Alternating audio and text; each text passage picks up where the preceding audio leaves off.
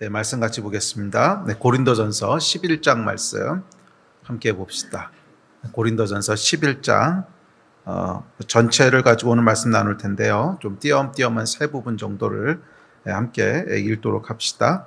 조금 긴 본문인데 잘 따라서 읽으시기 바랍니다. 우리 가정에서 예배 드리시는 분들도 큰 소리로 따라서 함께 읽으시면 좋을 것 같습니다. 11장 1절부터 읽습니다. 시작. 내가 그리스도를 본받는 자가 된 것 같이 너희는 나를 본받는 자가 되라. 너희가 모든 일에 나를 기억하고 또 내가 너희에게 전하여 준 대로 그 전통을 너희가 지킴으로 너희를 칭찬하노라. 그러나 나는 너희가 알기를 원하노니 각 남자의 머리는 그리스도요 여자의 머리는 남자요 그리스도의 머리는 하나님이시니라. 물은 남자로서 머리에 무엇을 쓰고 기도나 예언을 하는 자는 그 머리를 욕되게 하는 것이요 무릇 여자로서 머리에 쓴 것을 벗고 기도나 예언을 하는 자는 그 머리를 욕되게 하는 것이니 이는 머리를 민 것과 다름이 없음이라.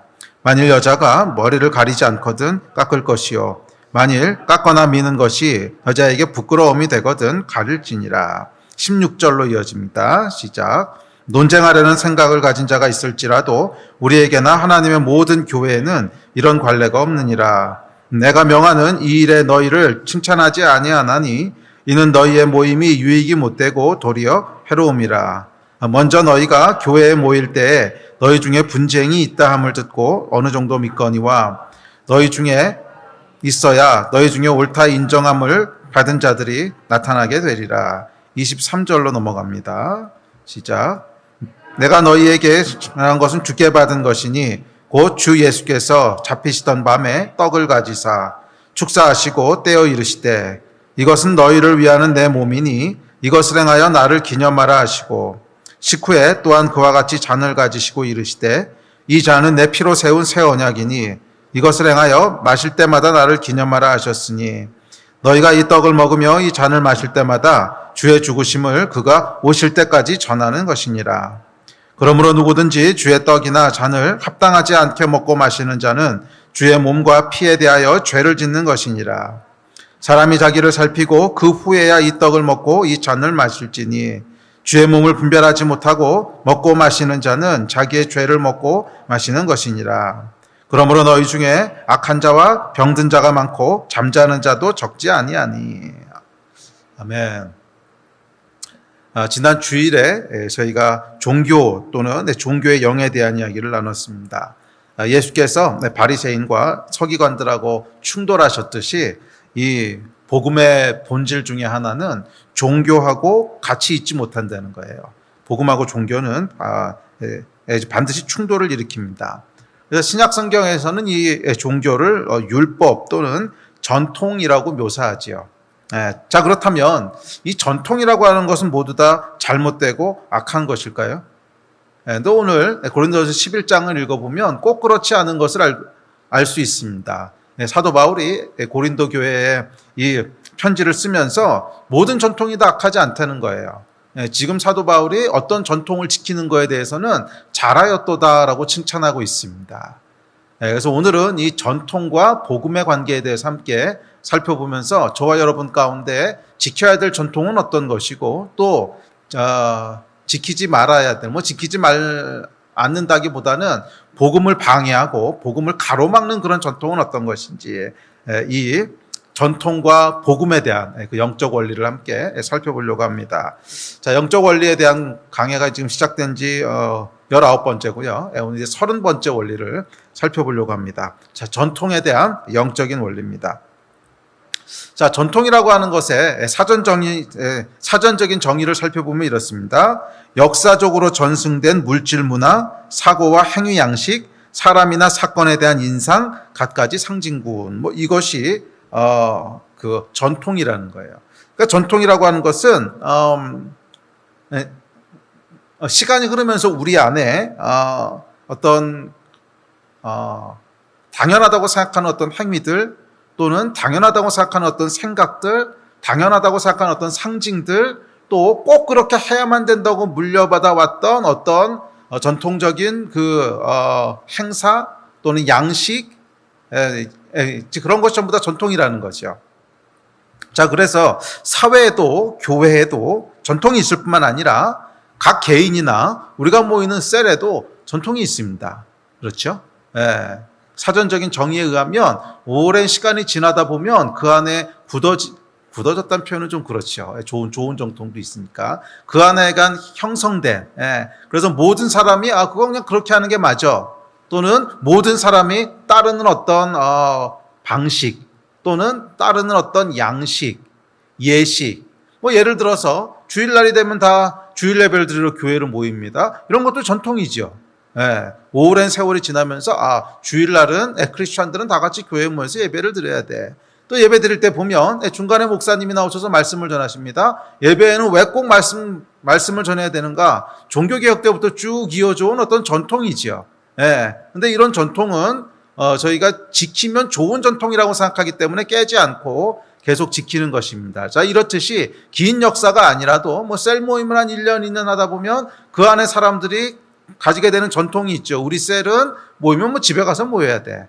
또는 셀 모임을 하면 반드시 끝나고 나서 통닭을 먹어야 돼. 하여간 뭐든지 간에, 전통이라는 게 있지 않겠습니까? 또, 셀 모임뿐만이 아니라 가정에도 전통이 있습니다. 가정 생활을 쭉쭉 하다 보고 자녀들이 태어나고 자녀들이 거기서 자라나고 하다 보면 그 집안에서는 당연히 지켜야 되는 어떤 전통이 있지 않습니까? 그러니까 예를 들면 귀가 시간을 10시까지로 해야 된다든지 아니면 집안에서는 뛰어다니면 안 된다든지 음식을 먹을 때 흘리면 안 된다든지 이런 전통들이 있지요.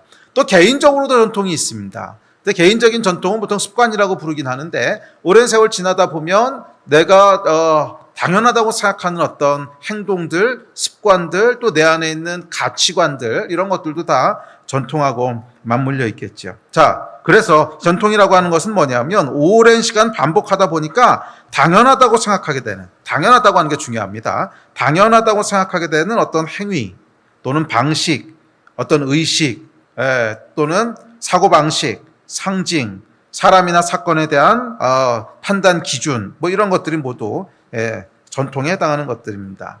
자, 오늘 본문에 보시면 이 유대인들에게도 전통이 있었는데 그것은 여자는 머리를 짧게 자르지 않고 길러야 된다는 것과 또 공예배 때는 반드시 여자가 머리에 수건 같은 걸 이렇게 쓰고 왔어야 된다는 거예요.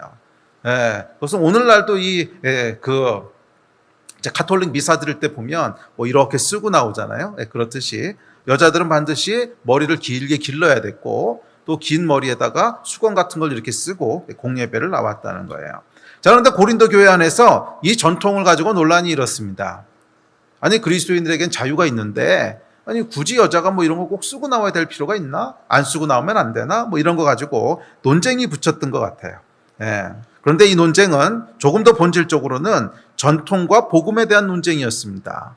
아니, 우리에게는 복음이 있는데 이 복음은 자유하게 하는 것이고 율법에 관한 것이 아닌데 굳이 반드시 여자는 이런 형태로 예배를 드려야 돼? 이런 것을 따라갈 필요가 있는 거야? 그런 복음 안에 있는 자유함과 율법 또는 전통과에 대한 그 전통을 따라야 되는 건가 하는 것에 대한 충돌이 있었습니다. 충돌이 있어서 이제 그 안에 이슈가 됐는데, 자, 결론부터 말씀드리면 바울은요 그 전통을 지키는 게 옳다고 얘기를 합니다. 바울은 그 전통을 지키는 게 옳다고 얘기를 해요. 11장 2절에 보면 이렇게 얘기하죠. 시작. 너희가 모든 일에 나를 기억하고 또 내가 너희에게 전하여 준 대로 그 전통을 너희가 지킴으로 너희를 칭찬하노라. 바울이 전통을 지킨다고 칭찬한다는 거예요. 그래서 모든 전통이 다 복음을 가로막고 방해하는 것은 아니란 사실을 알 수 있습니다. 성경에 보면 어떤 전통은요 복음의 자유를 정말 가로막아요. 우리가 지난주에 주일날 살펴봤던 이 율법, 그러니까 바리새인들과 서기관들로 대표되는 율법 같은 경우에는 복음의 생명을 어떤 하는 거, 하지 않는 거, 그런 율법적인 행위로 다 대체해 버리지요. 그렇게 함으로 말미암아 그 안에 있는 진짜 영적인 생명력들을 다 죽게 만드는 종교 또는 종교의 영.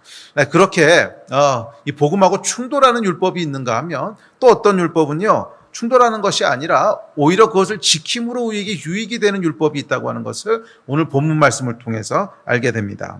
그래서 이 모든 전통이나 의식이 다 영적인 것을 방해하는 것은 아니라는 거예요. 오히려 아무런 전통도 없고 아무런 의식도 없다면, 아무런 예식도 없다면 그것은 아주 무질서한 난장판이 되지 않겠습니까? 그런데 영적이라고 하는 것은 이 무질서한 난장판은 아니거든요. 영이라고 하는 것은 질서를 따라가게 돼 있고 질서의 하나님이시지 그냥 무질서하게 아무거나 마음대로 하는 이런 것을 영적이라고 그러진 않습니다. 그리고 만약 이런 모든 형식과 모든 전통을 다 무의미하고 나쁜 것이라고 한다면 아마 우리 신앙생활하기 참 어려울 거예요. 주일날 모이는 시간도 정해놓으면 시간은 왜 정해놓냐, 아무 때나 편한 때 오면 되지. 이러면 우리가 어떻게 모임을 갖겠어요? 또 예배에 나와서도 어떤 사람은 예배에 나오면 기도 먼저 해야 된다고 그러고 어떤 사람은 자유가 있는데 왜 꼭 기도로 시작하냐 그러고 또 어떤 사람은 먹는 게 중요한데 오면 성도에 교제하면서 먼저 먹어야 되지. 이러면은 여러분 이게 뭐가 되겠습니까? 네, 당연히 불가능하죠. 그래서 모든 전통과 모든 어떤 예식, 의식들을 전부 다 종교의 영이야, 그러고 파해버리면 사실은 우리 신앙생활을 할 수가 없게 됩니다. 그래서 그 중에 어떤 것들은 우리의 본질적인 복음과 충돌하는 것이 있는 반면 어떤 것들은 지키는 게 유익한 것들이 있다는 거예요. 지키는 게 유익한 것이 있다는 거예요. 자, 그래서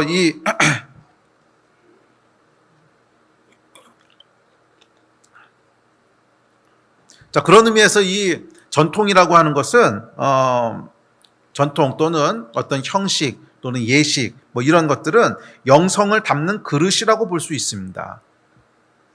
그러니까 그릇이 없으면 물을 담을 수 없지요. 아무리 물을 담으려고 다 흩어져 버리듯이 이 전통과 또는 어떤 예식이라고 하는 것들이 없으면 그 안에 아무것도 담을 수 없다는 거예요.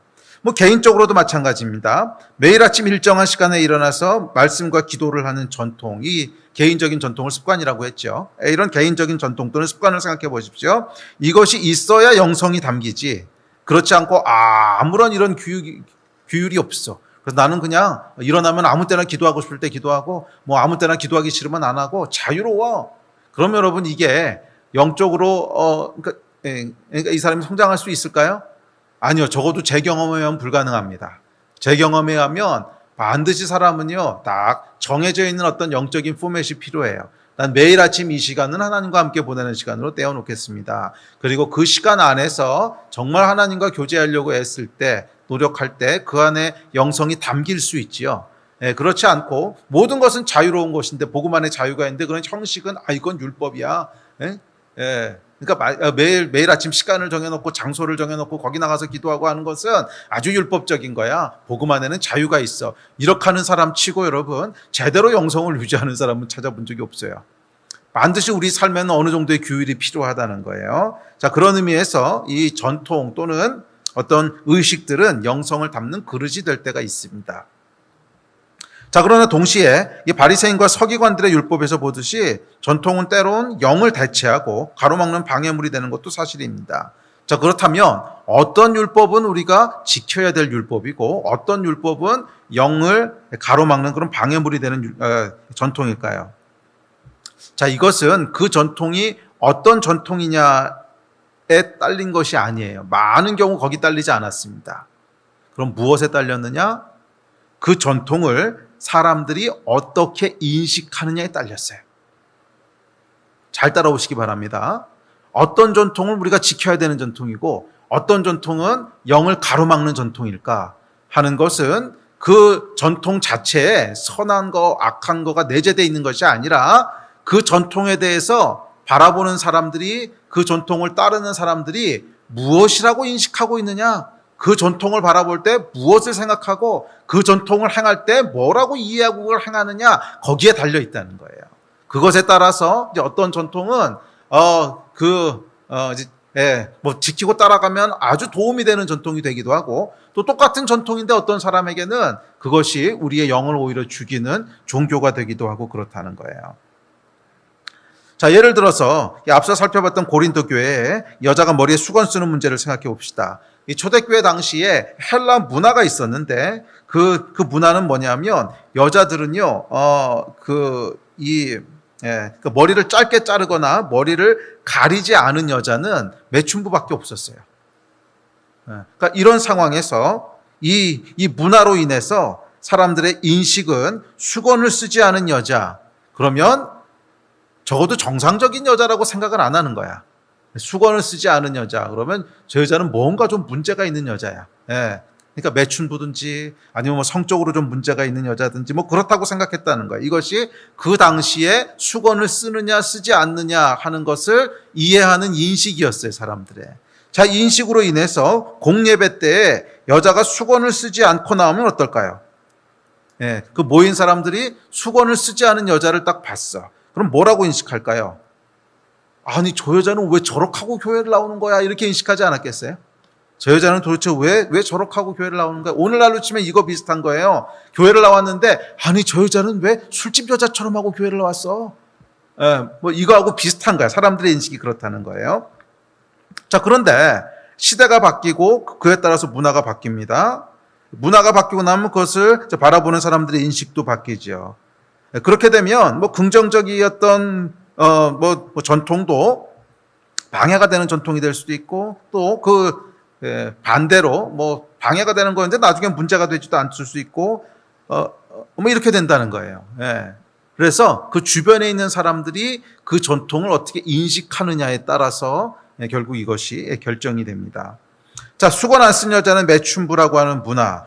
그 문화 아래서 인식은 예배 때 수건을 안 쓰는 것을 통해서,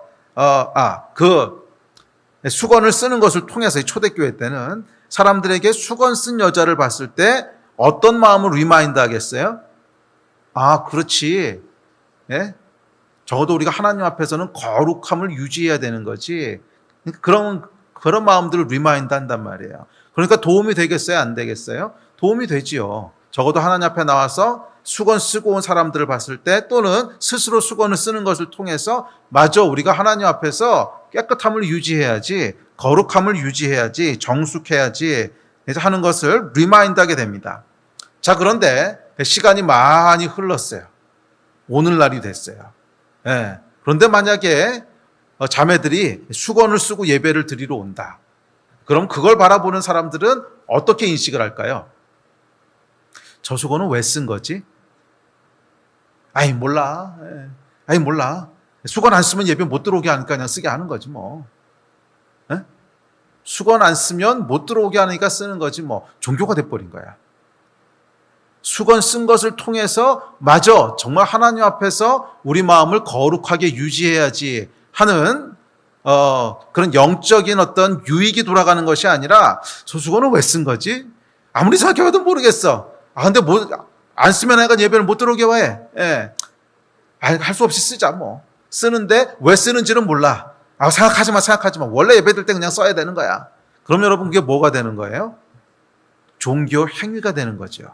왜 하는지는 몰라. 그런데 안 하면 안 된대. 그러니까 그냥 해. 이런 게 종교가 되는 거예요. 그래서 오히려 지금 문화에서는 머리에다 무엇을 쓰고 꼭 예배를 드려야 한다고 한다면 그거야말로 정말 종교가 돼버리는 겁니다. 왜 쓰는지 이유가 없잖아. 그걸 쓰는 것을 통해서 우리한테 무슨 영적인 유익이 있어요? 아무런 영적인 유익이 없지. 그리고 왜 쓴다고 어떻게 설명을 해요? 설명해도 사람들이 별로 이해할 수 있는 게 없어.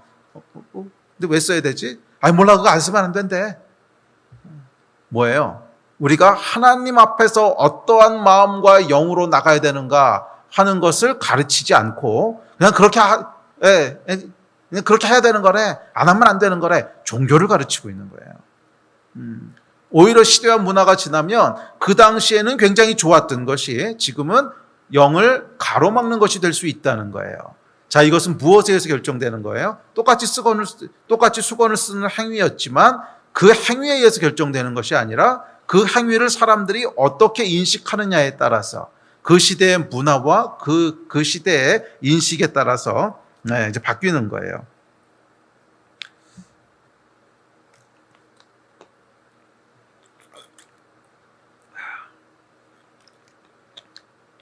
그래서 아까도 말씀드렸듯이 수건을 쓰는 행위가 영의 본질인 거룩함을 리마인드하면 그럼 좋은 거지. 그런데 그런 게 아니라 사람들로 하여금 형식에 집중하게 하고 형식에 얽매이게 합니다.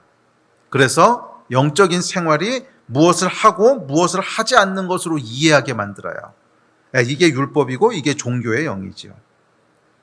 자, 종교의 영이라고 하는 건 정확히 말하면 뭐냐면 명확한 이유 없이 왜 하는지 모르고 행해지는 모든 종교에 관련된 행위들, 그거를 우리가 종교의 영이라고 부르는 거예요. 명확하게 왜 하는지, 이유도 없어. 왜 하는지 몰라. 그런데 행해지는 모든 종교에 관련된 행위들. 왜 주일이 되면 예배 드립니까? 11조는 왜 하십니까? 식기도는 여러분에게 어떤 의미가 있습니까? 그리스도인들이 술, 담배를 하지 않는 이유는 뭡니까? 이 모든 것이 여러분에게 구체적인 이유와 구체적인 설명이 따르지 않는다면 미안하지만 여러분 종교하고 있는 거예요. 식기도 할 때 여러분 그 식기도는 어떤 마음으로 하세요? 많은 경우 이거 별 생각 없이 하거든. 크리스찬이기 때문에 식기도를 안 해본 적이 없어. 특별히 어렸을 때는 그냥 식기도 안 하면 야단 맞고 그러니까 무조건 했어. 그러다가 어느새 전통이 돼버린 거지요. 그래서 식기도 할 때 여러분 진짜 그 마음 가운데 이 먹을 것을 다 주신 하나님께 진심으로 감사하구나 이러고 식기도를 한다면 그것은 좋은 전통입니다. 매번 식사할 때마다 우리 안에 하나님에 대한 감사를 일깨우잖아요. 그런데 아무 상관 없이 딱 이건 뭐예요? 지금 종교의 영에게 끌려다니고 있다는 뜻이야. 그게 반복되면 종교의 영에게 끌려다니게 되는 거예요. 주일날 예배는 왜 나오십니까? 주일날 예배 나올 때마다 정말 하나님을 만나는 것에 대한 기대와 흥분됨을 가지고 그 예배에 나온다면 그 전통은 우리에게 큰 유익이 되는 전통이에요. 그런데 그냥 모태신앙으로 엄마 따라서 계속 그냥 교회를 다녔어. 그래서 주일날 교회를 안 가면 뭔가 이상하고 허전해. 그래서 그냥 자동적으로 주일이 되면 나도 모르게 교회로 그냥 가 있어. 이렇다면 여러분 그것은 지금 종교를 하고 있는 거예요. 종교의 영이 그러니까 그것들이 계속 반복되면요 결국 종교의 영이 그 사람을 꽉 붙잡게 돼요. 그래서 종교의 영은 뭐냐면 무엇을 하고 하지 않고 하여간 이유 없이 뭔가를 반복하는 것을 통해서 어떤 종교적인 안정감을 가지려고 하는 거야. 아니요, 여러분, 복음은 그런 것이 아닙니다. 복음은 살아계신 하나님과의, 살아계신 성령님과의 살아있는 인카운터지, 무엇을 하고 하지 않는 것을 통해서 심리적인 안정감을 갖는 게 아니에요. 종교가 있다면 여러분, 벗어버리시고 살아있는 생명 앞으로 나오시게 되기를 주의 이름으로 축복하고 도전합니다. 그래서 어떻게 보면 이 인터넷 예배가요, 그러니까 코로나 사태를 통해서 하나님께서 이거를 점검하시는 것 같아요. 그 전까지는 우리가 너무 당연하게 생각하고 있었잖아. 뭐 주일 되면 예배 나오는 거, 금요일에 예배 나오는 거고, 뭐 나오기 싫어도 뭐 그냥 안 나오면 안 되니까 나오고, 뭐 셀 모임도 당연한 거고, 기도실도 당연한 거고, 모든 게 당연했는데 어느 날 갑자기 하나님께서 코로나 바이러스라고 하는 걸 허락하셔서 모든 것이 다 스탑되게 되고 당연하다고 생각했던 것들을 할 수 없게 되니까 여러분 어떤 게 일어나세요? 그게 뭐였지? 하는 생각을 한 번 더 해보게 되지 않습니까? 주일 예배라고 하는 건 나한테 도대체 뭐였지? 셀 모임이라고 하는 건 나한테는 어떤 의미였지? 기도실에서 우리가 기도한다고 하는 건 무슨 의미였지? 한 번 더 고민해 보게 되고 또 각 가정마다 인터넷으로 예배 드리는 것을 통해서 습관적이고 의미 없이 예배 드리던 사람들은요 아마 예배 안 드릴 거야. 그런데 그 예배 안 드려도 뭐 아무도 주변에서 뭐라 그럴 사람도 없잖아. 일부러 찾아서 이것을 켜고 예배를 드리고 그래야만 주님 앞에 나올 수 있게 되잖아요. 어쩌면 이것이 우리 안에 있는 종교화되어 가고 있던 것들을 다시 깨우는 하나님의 은혜인 줄 믿습니다. 습관적이고 그냥 해오던 일이라서 하던 일들을 멈추게 하심으로 말미암아 우리로 하여금 다시 한번 마음을 가지고 정말 찾아서 갈망함을 가지고 하나님 앞에 나오도록 다시 깨우시는 그런 하나님의 은혜의 기간인 줄로 믿습니다. 그렇지 않으십니까, 여러분? 각 가정에서 예배 드리시면서 뭐 그런 마음들 들지 않으세요? 정말 갈급함. 예배라고 하는 게 진짜 그런 의미였구나. 셀 모임이라고 하는 게 정말 그런 거였구나. 그런 것들을 다시 한번 느끼고 생각하게 되지 않습니까? 이게 여러분, 하나님께서 이 특별한 기간을 통해서 우리 안에 덕지덕지 붙어있던 종교의 영들을 털어내시고 정말 순전한 생명으로 다시 한번 부르고 계신 은혜인 줄로 믿습니다. 하나라도 여러분 우리 안에 붙어있던 종교가 있다면 오늘 다 털어버리시기를 예수의 이름으로 축복하고 도전합니다. 의미 없이 행하고 있던 일들, 습관적으로 행하고 있던 일들이 있다면 다시 한번 예수 그리스도 앞에 다 털어버리시고 내가 그 일을 왜 행하는지를 다시 한번 주님 앞에서 고민하시고 생각하시고 그래서 간절함과 믿음과 갈망을 가지고 하나님 앞에 나가시게 되기를 주의 이름으로 축복합니다. 식기도부터 시작하세요, 여러분. 식기도는 무슨 마음으로 지금까지 하셨어요? 그 마음부터 회복하자는 거야. 식기도하는 것이 어느새 종교가 되어 있지는 않습니까? 식기도할 때마다 진짜로 하나님께 대한 감사가 우리 안에서 올라와야 정상 아닙니까? 그렇지 않다면 그것이 오히려 우리의 영을 죽이고 있다는 거야. 주일 예배도 마찬가지고 주일 예배를 지키는 것이 어느새 형식이 돼 있고 어느새 그냥 해야 되는 습관이 돼 있다면 아니요, 여러분. 진짜로 하나님을 향한 갈망과 믿음을 가지고 나와야 되는 그 마음이 우리 안에서 다시 한번 회복되어야 된다고 믿습니다. 이 특별한 코로나 기간이라고 하는 것을 통해서 우리 하나님께서 그 일들을 우리 가운데 이루시고 계신 줄로 믿습니다. 자, 그래서 익숙하게 여기던 이 모든 것들이 우리 안에 새롭게 되기를 다시 한번 축복합니다. 예배 한 번을 드리더라도 익숙한 매너리즘으로 드리는 것이 아니라 새롭고 흥분되는 마음으로 셀 모임 한 번을 하더라도 익숙함과 매너리즘 속에서 그냥 행해지는 것이 아니라 마치 처음 모이는 모임 같은 기대와 흥분됨으로 모이는 이것이 여러분 성령 안에 행해지는 일의 특징인 줄로 믿습니다. 성령께서 행하시는 일의 특징은 뭐냐 하면 여러분 아침마다 새롭고 늘 새로운 거야. 아침마다 새롭고 늘 새로운 거야. 이게 여러분 시편 기자의 고백이잖아요. 분명히 이 시편 기자는 매일 아침 하나님 앞에 나가서 기도하고 노래했어. 매일 아침 하나님 앞에 나가서 예배했어. 그런데도 놀라운 것은 아침에 나갈 때마다 새롭더라는 거야. 아침에 나갈 때마다 새롭고 늘 새롭더라는 거야. 이상하지요? 사람이 말해요, 여러분. 똑같은 행동을 계속 반복하면요, 새로움은 없어집니다. 익숙해져요. 그리고 매너리즘에 빠지게 되는 것이 정상인데 이것은 땅의 일의 특징들이고 영의 일은요, 전혀 다른 특징을 가지고 있어. 영의 일은 전혀 다른 특징을 가지고 있는데 똑같은 일을 매일 행해도 아침마다 새롭고 또 새로워요. 이것이 영의 특징이야. 육과 영이 다른 거야. 만약 여러분 가운데 하나님을 섬기는 일이 말씀이 됐던 기도가 됐던 모임이 됐던 교제가 됐던 무엇이든지 간에 하나님을 섬기는 이 일이 어느새 익숙해지고 매너리즘에 빠졌다. 그러면은요, 육으로 하고 있는 거예요. 육으로 하고 있다고 하는 건 뭐냐 하면 종교의 영이 어느새 우리를 붙잡고 역사하고 있다는 뜻이야. 육으로 살아가도록. 영은 여러분 그렇게 움직이지 않습니다.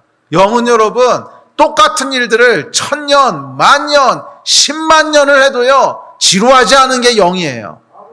그래서 아침마다 새롭고 늘 새로운 거야. 만약 그렇지 않다면 여러분, 영원한 천국이라고 하는 것이 어떻게 천국이겠어? 영원한 천국에서 우리가 하는 일들은 그 영원이라는 시간을 하다 보면 얼마나 지루하겠어. 그건 여러분 육의 일이기 때문에 그런 것이고 영의 일은요 전혀 다른 성격을 가지고 있어.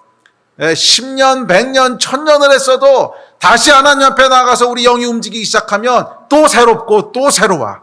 아침마다 새롭고 늘 새로우니 할렐루야. 여러분 그렇지 않습니까? 제가 예수님 만난 지 이제 35년 돼 가는 것 같아요. 35년 돼 가는데 35년 동안 매일 하나님의 말씀을 묵상하고 매일 성경을 읽고 매일 기도하고 성경을 여러분 제가 몇 번을 읽었겠어요? 진짜 몇 번 수십 번, 수백 번 읽었을 거예요. 수십 번, 수백 번 읽었는데 다른 책을 그렇게 읽었으면 지루해서 못 읽어. 저는요, 영화도 2번 안 보는 사람이에요. 책을 2번 본 책은 진짜 거의 없어요. 2번 이상 본 책은. 교과서 말고는 거의 없고.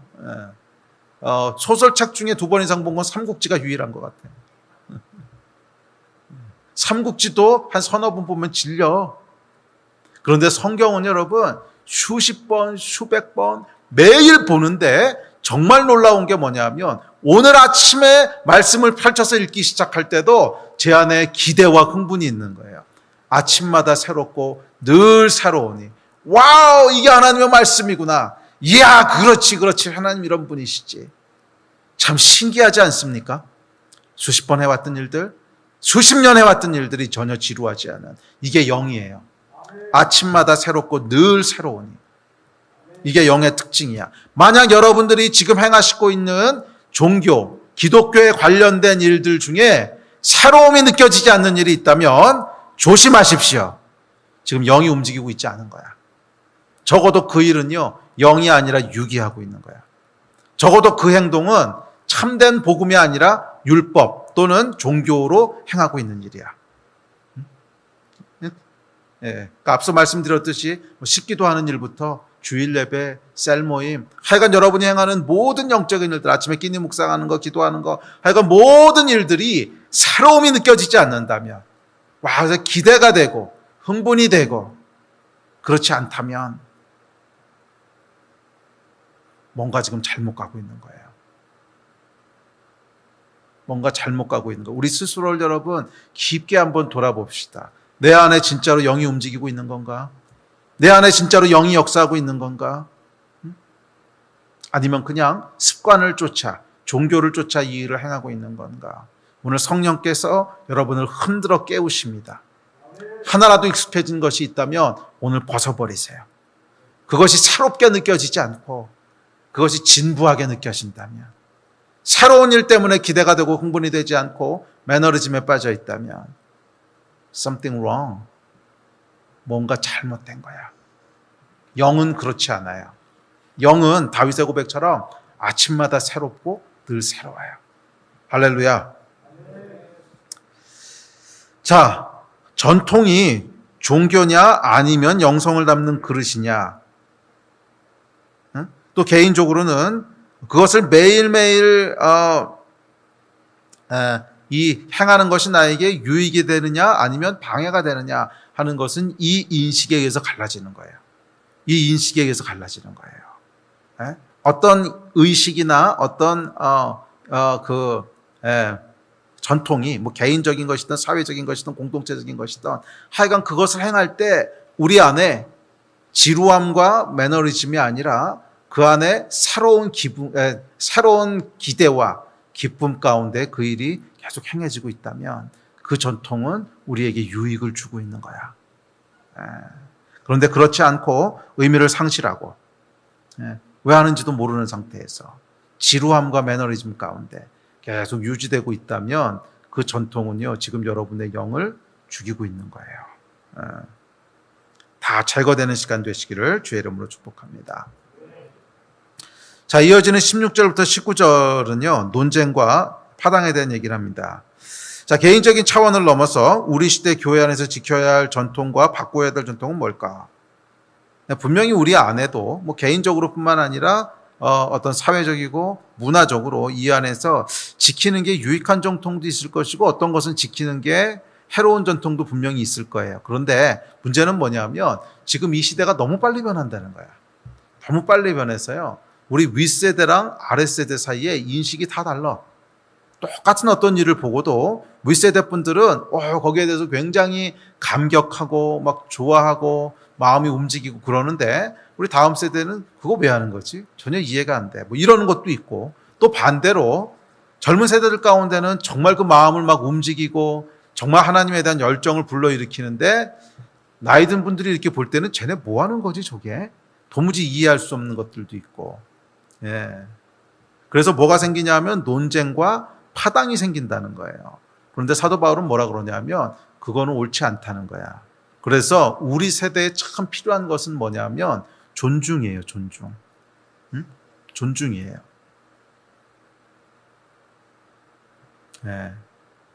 고기를 먹는 자도 주를 위해서 먹고 먹지 않는 자도 주를 위해서 먹지 않는다 그랬잖아. 나를 특별하게 지키는 자도 주를 위해서 지키고 모든 나를 다 똑같이 여기는 자도 주를 위해서 그렇게 한다는 거예요.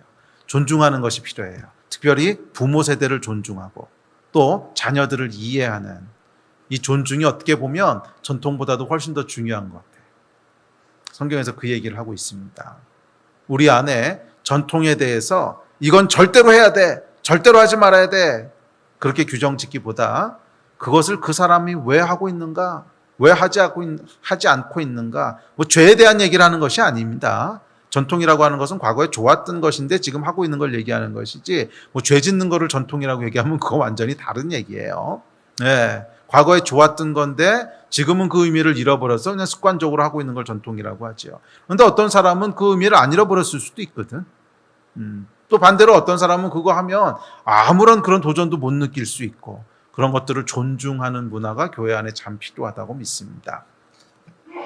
자, 31번째 원리로 넘어갑시다. 자, 이런 전통에 대한 이해 속에서 계속 이어서 사도 바울이 하고 있는 것이 이제 성만찬에 대한 겁니다. 그럼 이 성만찬이라고 하는 전통을 어떻게 이해하고 적용할 것인가 하는 구체적인 이야기로 이제 들어갑니다. 자, 그 본문에 보면 첫 번째로 전해주는 메시지는 이 성만찬이라고 하는 것은 지켜야 될 전통인 성만찬을 통해서 전통 또는 의식을 종교가 아니라 영으로 우리가 행할 때 그것이 우리에게 실질적으로 어떤 유익을 주는지를 또한 이야기합니다. 자, 성만찬에 대한 이야기를 같이 나누고 우리 미리 광고 드렸듯이 오늘은 성찬식을 합시다.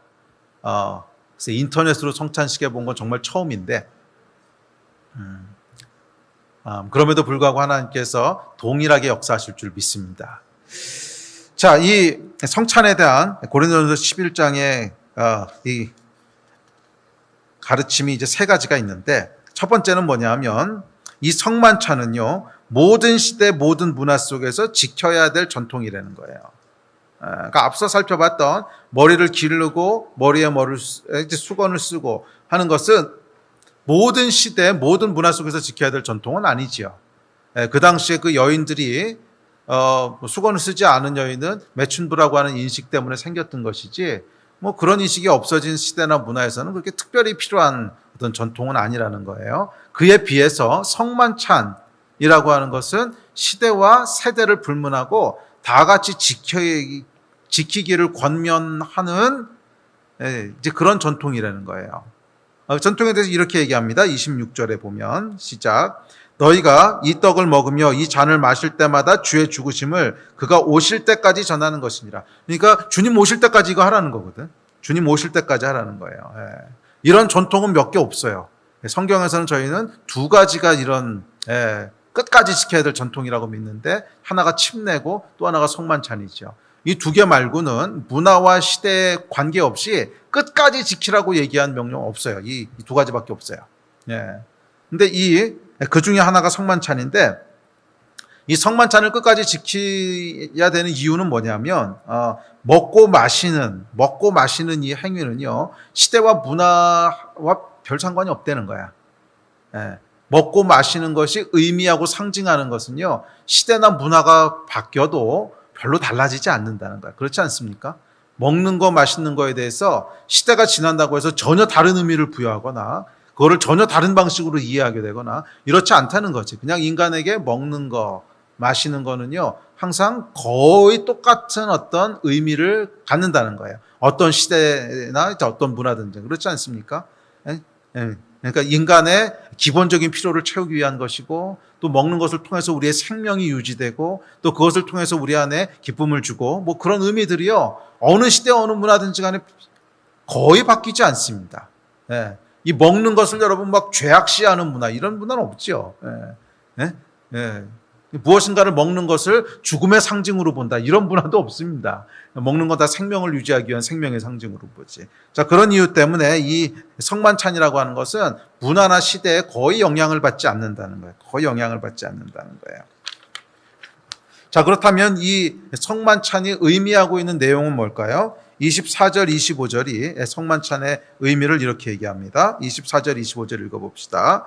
시작. 축사하시고 떼어 이르시되 이것은 너희를 위하는 내 몸이니 이것을 행하여 나를 기념하라 하시고, 식후에 또한 그와 같이 잔을 가지시고 이르시되 이 잔은 내 피로 세운 새 언약이니 이것을 행하여 마실 때마다 나를 기념하라 하셨으니. 자, 성만찬의 의미는요 기념하는 거예요. 기념. 기념한다라고 하는 것에 그 히브리 원어를 보면 기억하고 지킨다 이런 뜻이에요. 기억해서 지킨다 이런 뜻인데 무엇을 기억하고 지키는 것입니까? 두 가지를 기억하고 지키라 그러는데 첫째는 떡을 떼면서 이는 내 몸이니 이렇게 말씀하셨어요. 즉 떡은 무엇을 상징하는 거냐 하면 예수께서 십자가에서 몸을 찢으심으로 너희를 구원한 것, 그것을 기억하고 지키라는 거야. 그거는 잊어버리면 안 된다는 거야. 왜? 우리의 구원에 대한 거니까. 이해가 되십니까? 네. 내가 너희를 위해서 십자가에서 내 몸을 찢었어. 그래서 너희에게 생명을 주는 거야. 그래서 떡을 떼서 우리가 먹을 때 예수 그리스도께서 그 몸을 찢으심으로 나에게 생명을 주셨구나. 이 먹는다고 하는 건 항상 어떤 문화나 뭐에 관계된 거야? 생명에 관계된 거지. 예?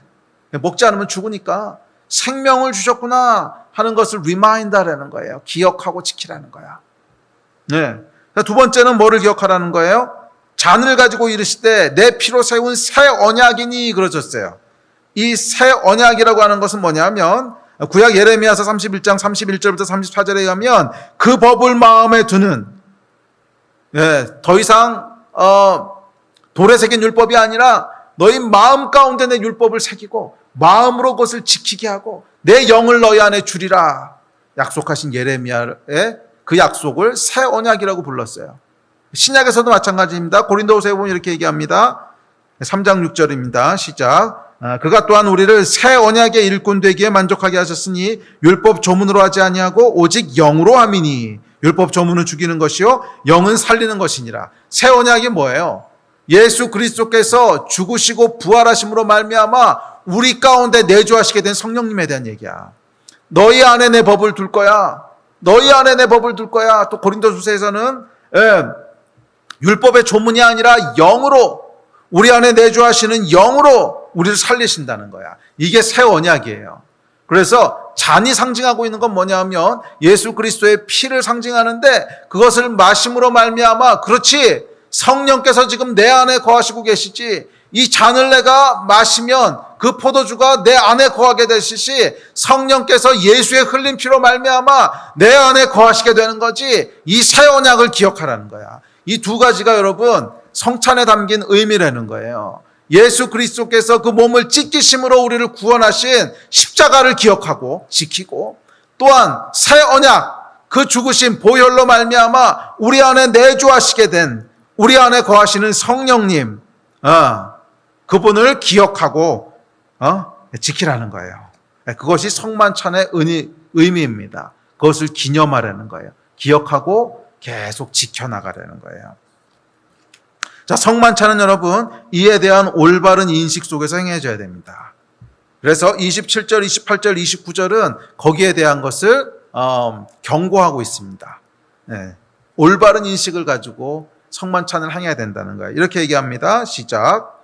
그러므로 누구든지 주의 떡이나 잔을 합당하지 않게 먹고 마시는 자는 주의 몸과 피에 대해 죄를 짓는 것이니라. 사람이 자기를 살피고 그 후에야 이 떡을 먹고 이 잔을 마실지니 주의 몸을 분별하지 못하고 먹고 마시는 자는 자기의 죄를 먹고 마시는 것이니라. 자, 이게 말을 이상하게 썼지만 그 얘기예요. 성만찬에 대한 올바른 이해를 가지고 참여해야 된다는 거야. 올바른 반응을 가지고 참여해야 된다는 거야. 네? 그러니까 이것을 그냥 단순히 그리스도인들 가운데 행하는 종교 행위로 이해한다거나 아니요 그러면 안 되고 성만찬에 대한 올바른 이해 그 앞에서 뭐라 그랬어요? 예수 그리스도의 십자가와 내 안에 내주하시는 성령님 그것에 대한 기대를 가지고 그것에 대한 믿음을 가지고 새로움을 가지고 기억하고 지키는 이것을 가지고 성만찬에 임해야지 그렇지 않고 잘못된 이해 또는 아무런 생각 없이 그냥 성만찬에 임하면 안 된다는 거예요. 죄를 짓는 거라는 거예요. 그리고 이어지는 30절에서는 그 결과를 이렇게 얘기합니다. 시작. 그러므로 너희 중에 약한 자와 병든 자가 많고 잠자는 자도 적지 아니하니. 제가 이 말씀을 묵상하다가요 정신이 번쩍 들었어요. 이게 도대체 무슨 말이지? 가만히 있어봐. 그러면 성만찬을 똑바로 시행하면 약한 자, 병든 자, 잠자는 자가 없다는 뜻이잖아. 그런 얘기잖아요. 지금 성만찬을 잘못된 태도를 가지고 해서 그 결과 너희 중에 약한 자와 병든 자와 잠자는 자가 많도다. 이렇게 말씀하셨단 말이에요. 제가 예전에 읽을 때는 뭐 이건 그냥 심각하게 안 읽고 이렇게 지나갔어. 근데 요번에 이 말씀을 묵상하면서는요, 성령께서 제 안에 이렇게 탁 치시는 게 있었어요. 감독님, 이게 무슨 얘기야? 그러면 성만찬을 종교로 대하지 않고, 그냥 뭐 교회에서는 때가 되면 한 번씩 해야 되는 거, 이렇게 이해하지 않고, 진짜로 그 안에 영을 가지고 우리가 성만찬이라고 하는 전통을 지키면, 진짜 영을 가지고 지키면, 약한 자, 병든 자, 잠자는 자가 없다는 뜻이잖아요. 성만찬에 영적인 능력이 있다는 거잖아. 약한 자를 회복시키는 능력, 병든 자를 치료하는 능력, 잠자는 자를 깨우는, 영적으로 각성하는 능력, 그 능력이 있다는 거잖아. 왜 그렇죠? 십자가에서 우리의 모든 죄와 저주를 담당하셨으니까. 그거를 진짜 믿음으로 대하면서 성만찬을 하면 당연히 그 믿음이 역사하는 거 아니야? 이제 아나요? 또 내 안에 성령께서 계시다고 하는 것을 진짜 우리가 믿고 인식함으로, 성만찬을 행할 때 그걸 기억하는 게 우리의 목적이라는 거잖아. 성만찬을 행할 때는 그것을 인식하고 기억하는 게 목적이야. 기억하고 지키라, 기념하라. 그래서 진짜로 성만찬을 이렇게 행하면서 그렇지, 내 안에 성령께서 계시지, 그걸 진짜로 인식하면요, 당연히 성령께서 행하시는 우리의 영을, 잠자는 영을 깨우시고, 우리 안에 연약한 것들을 회복시키시고, 또 우리 안에 병든 것들을 고치시는 이 성령의 역사가 당연히 나타나는 거 아니겠어요? 물론 이것이 성만찬이라고 하는 어떤 행위 자체에 있는 매직을 얘기하는 게 아닙니다. 그 행위를 행하는 것을 통해서 떡을 떼고 이걸 하고 하는 것을 통해서 우리 안에 마술 같은 일이 일어난다, 이런 뜻이 아니라, 이 성만찬은 제대로 인식하고 기억하기 위한 거라며, 기념하기 위한 거라며, 그게 전통이야다. 그래서 그 전통을 행할 때 우리가 무엇을 인식하는 거예요? 맞아, 십자가에서 나의 모든 죄와 질병과 저주를 다 처리하셨지.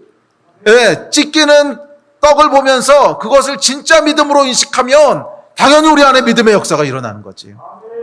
그게 성만찬의 능력인 거지. 또 잔을 가지고 우리가 들이키면서, 그렇지, 예수 그리스도의 보혈, 그 보혈이 우리 안에 성령께서 임하시는 길을 여셨지. 맞아, 내 안에 성령께서 계시지. 그거를 인식하는 순간 우리 안에 성령의 역사를 경험하게 되는 거 아니겠어요? 이게 성만찬을 주신 진짜 이유라는 거야. 아멘. 이 오늘날 여러분, 우리 안에 가장 쉽게 종교화되는 것 중 하나가 이 성만찬 아닙니까? 가장 쉽게 종교화되지 않습니까?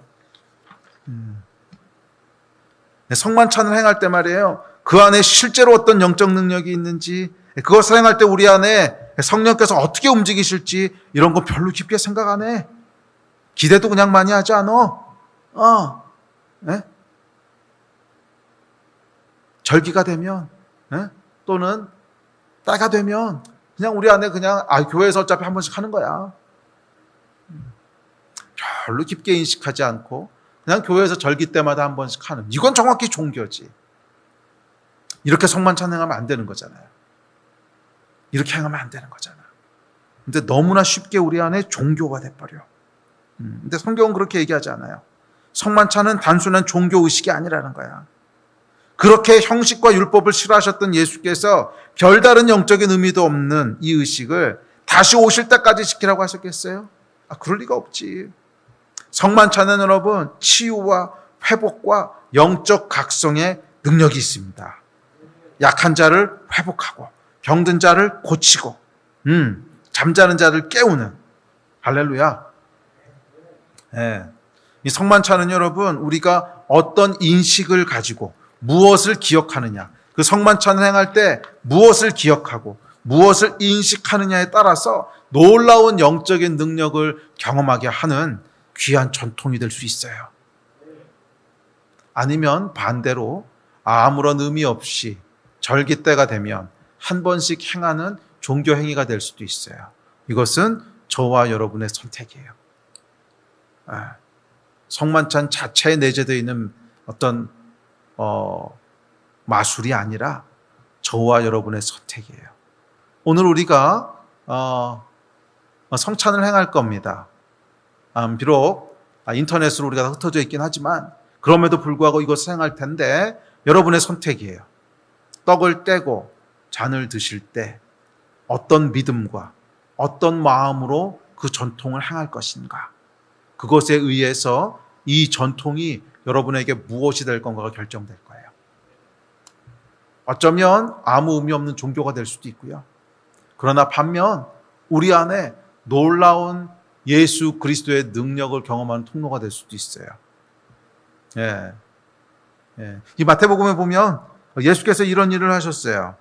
마태복음 4장 23절에 보면 예수께서 온 갈릴리에 두루 다니사 그들의 회당에서 가르치시며 천국 복음을 전파하시며 백성 중 모든 병과 모든 약한 것을 고치시니 그 소문이 온 시리아에 퍼진지라 사람들이 모든 앓는 자 곧 각종 병에 걸려서 고통당하는 자, 귀신 들린 자, 간질하는 자, 중풍병자들을 데려오니 그들을 고치시더라. 예수께서 행하셨던 일이거든. 예수께서 성만찬을 우리에게 지키라고 말씀하시면서 너희가 내가 십자가에서 죽은 거 기억하지, 그리고 나를 통해서 역사하셨던 성령의 역사들 기억하지, 그러면 떡을 떼고 피를 마실 때마다 기억해. 십자가에서 내가 무엇을 행했는지를 기억해. 그리고 내 안에 예수 안에 계시던 성령께서 어떻게 약한 자들을 고치시고 어떻게 병든 자들을 어떻게 약한 자들을 회복하시고 어떻게 병든 자들을 고치시고 어떻게 잠자는 자들을 일으켜 깨우셨는지 각성시키셨는지 기억해. 너희 안에 그 성령께서 계신 것을 기억해. 그러면 너희 안에도 그 역사가 일어나는 거야. 이 목적을 위해서 성찬을 주셨다는 거예요. 아멘. 우리 예배팀 앞으로 나오십시오.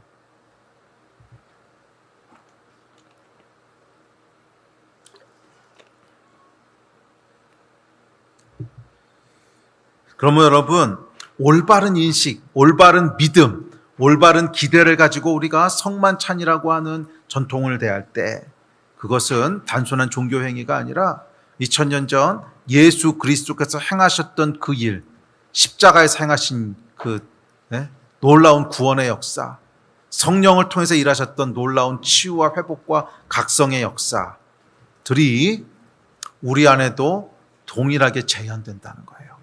동일하게 재현된다는 거야. 언제? 성만찬을 통해서. 성만찬 안에 있는 매직 말고 그 성만찬을 인식하는 우리의 믿음을 통해서, 그 성만찬을 인식하는 우리의 기대와 소망을 통해서 성만찬이 우리 안에 영을 움직일 수 있다는 거야. 우리 안에 영을 움직일 수 있다는 거야. 언제? 올바로 반응할 때. 믿음과 소망과 기대를 가지고 그 전통에 반응할 때 우리 안에 영이요 움직인다는 거예요. 우리 안에 영이 움직인다는 거야. 우리 안에 성령께서 움직이신다는 거야. 이게 여러분 이 전통의 진짜 목적인 줄로 믿습니다. 자, 이것은 여러분 비단 성만찬만의 이야기가 아닙니다. 시작할 때도 말씀드렸지만 예배도 마찬가지고 헌금도 마찬가지고 셀 모임도 마찬가지고 심지어 식기도도 마찬가지고 우리가 행하던 모든 종교의 탈을 벗어버리고 영으로 움직이기 시작할 때, 영으로 반응하기 시작할 때, 의미도 모르고 기대도 없이 행해지는 수많은 종교의 영을 벗어나 성령으로 움직이기 시작할 때, 영으로 움직인다고 하는 구체적으로 믿음으로 움직이는 거고요. 익숙함을 벗어나 기대와 소망으로 움직이는 것이고, 그럴 때 이 전통들은 매일 행하는 식기도조차 아침마다 새롭고 늘 새롭다고 고백하게 되는 놀라운 영의 통로가 됩니다. 식기도할 때마다 여러분 이 고백이 나오시게 되기를 주의 이름으로 축복합니다. 와우, 아침마다 새롭고 늘 새로우니. 네, 여러분 우리 안에 있는 모든 종교를 벗어버립시다. 모든 종교를 벗어버립시다. 예배를 나오고 셀 모임을 하고 심지어 식기도를 하더라도 그 안에 믿음과 진심과 마음을 담아서 그냥 하던 거니까 그러고 하지 말고 정말 우리의 마음을 담아서 그 일들을 하기 시작할 때요, 우리 영이 움직이기 시작할 거예요. 제가 마음 담아서 하시라는 얘기를 계속 하는데, 헌금을 하더라도 마음을 담아서, 예배를 드리더라도 마음을 담아서, 식기도를 하더라도 마음을 담아서, 성만 찬으라도 마음을 담아서, 그렇게 하지 않으면요, 그것은 그냥 육으로 행하는 종교에 그치지만 정말 마음을 담아서 움직일 때는 그 일이 우리의 영을 움직이는 놀라운 통로가 되는 거예요. 이 복을 누리시게 되기를 주의 이름으로 축복합니다. 우리 성찬을 좀 하려고 합니다. 준비되셨습니까? 네, 우리 각 가정마다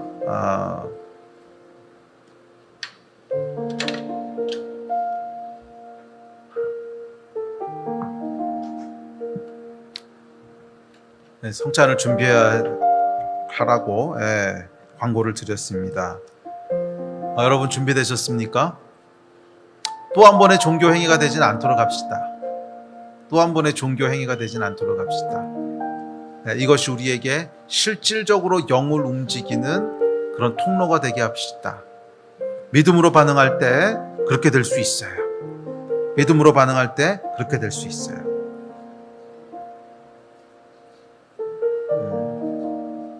우리 잠깐 기도하시고 우리 성찬에 함께 참여하실 텐데,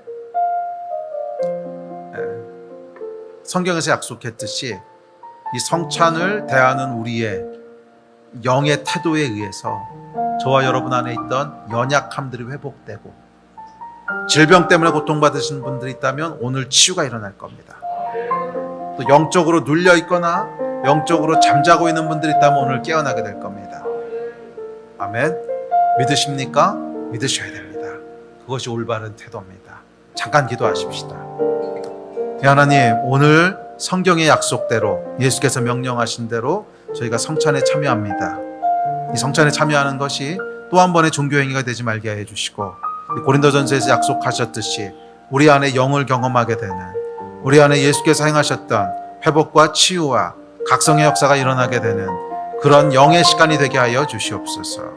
그 일을 행하신 주님을 신뢰합니다. 예수 그리스도의 이름으로 기도했습니다. 자, 성경 한 장 같이 읽겠습니다. 오늘 본문인데요, 고린도전서 11장 23절입니다. 23절 좀 나오도록 띄워주세요.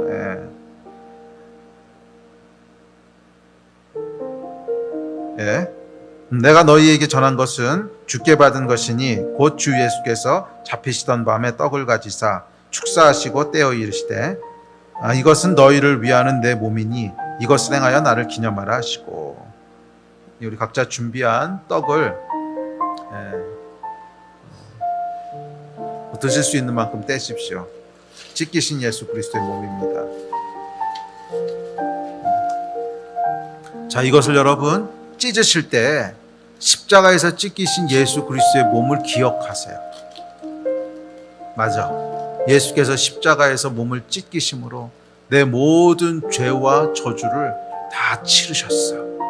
그 믿음을 가지고 떡을 떼세요. 그리고 그 십자가의 놀라운 축복, 나의 저주를 다 담당한, 그래서 생명으로 인도하는 그 십자가가 지금 내 안으로 들어오는 거야. 이게 영의 진리야. 이게 영의 진리야. 이 진리를 믿으심으로 함께 십자가에 동참하십시오. 지금 우리 같이 좀 믿음으로 동참합시다. 한 번 더 기도할게요. 하나님, 찢기신 예수 그리스도의 십자가를 우리가 믿습니다. 이 십자가의 구원이 우리 안으로 들어갈 때에 저희 안에 참된 구원과 모든 저주가 떠나가는 회복과 모든 어두움들이 다 물러가게 되는 십자가의 은혜가 임하게 될 줄로 믿습니다. 우리의 영이 자유케 될 줄로 믿습니다. 그 일을 행하여 주시옵소서. 예수 그리스도의 이름으로 기도합니다. 우리 몸에 참여하십시다.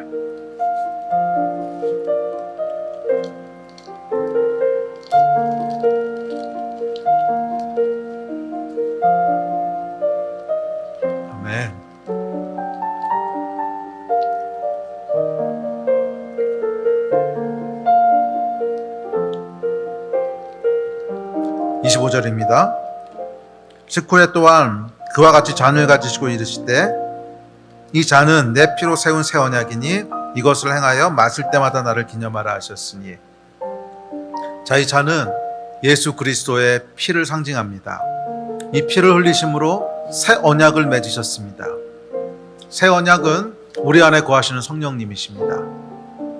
예수 안에 거하셨던 성령께서 병든 자를 치료하시고 또 연약한 자들을 회복시키시고 잠자는 자들을 깨우셨듯이 오늘 우리가 이 잔을 믿음으로 인식하고 예수의 피를 믿음으로 우리가 받아들일 때 우리 안에 동일한 성령께서 우리의 모든 연약함과 질병과 우리의 모든 눌리고 잠자던 것들을 다 고치시고 치유하실 것을 믿으십시오. 믿으십니까? 네, 우리 믿으시면 같이 기도합시다. 하나님, 예수 그리스도의 새 언약에 참여합니다. 이 잔을 마실 때 우리 안에 역사하시는 성령님을 믿습니다. 우리 안에 성령께서 우리의 연약함을 고치시고 질병을 치료하시고 우리의 또 잠자는 영혼을 각성하시고 깨우실 것을 믿습니다. 이 역사가 일어나게 하여 주십시오. 일어날 줄 믿습니다. 예수 그리스도의 이름으로 기도했습니다. 네, 우리 피에 함께 참여하시겠습니다.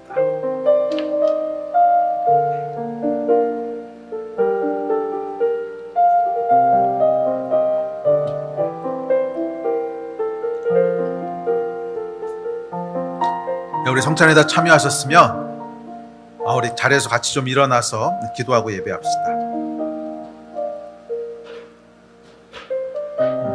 이 기도와 예배 가운데 우리의 믿음대로 성령께서 역사하실 거예요. 우리의 인식대로 성령께서 역사하실 거예요. 이 전통을 단순히 종교로 행했다면 그냥 종교로 끝날 것이고, 그렇지 않고 우리의 믿음으로 반응했다면 우리의 영이 움직일 겁니다.